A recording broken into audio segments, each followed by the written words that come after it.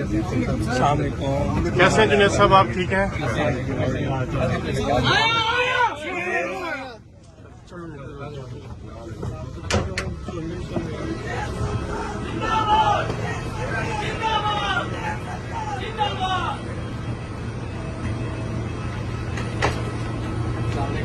السلام علیکم ڈاکٹر صاحب. کیسے ہیں, ٹھیک ہے؟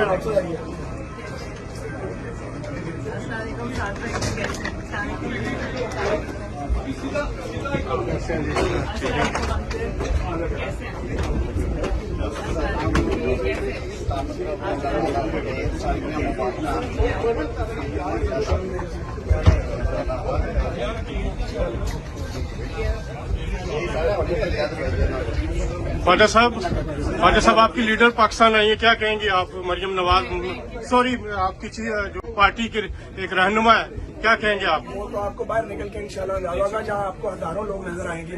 لیڈر میں کہہ رہا ہوں, کوئی ایسی بات نہیں. خواجہ صاحب آپ کچھ کہنا چاہیں گے مریم نواز صاحبہ کی پاکستان واپسی میں؟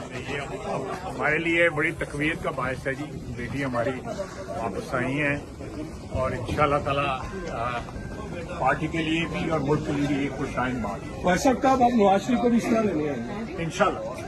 کیا قریب ہے میاں نواز آپ کے شریف؟ دوست ہیں, پرانے دوست ہیں, قائد ہیں. الیکشن کب ہو رہی ہے؟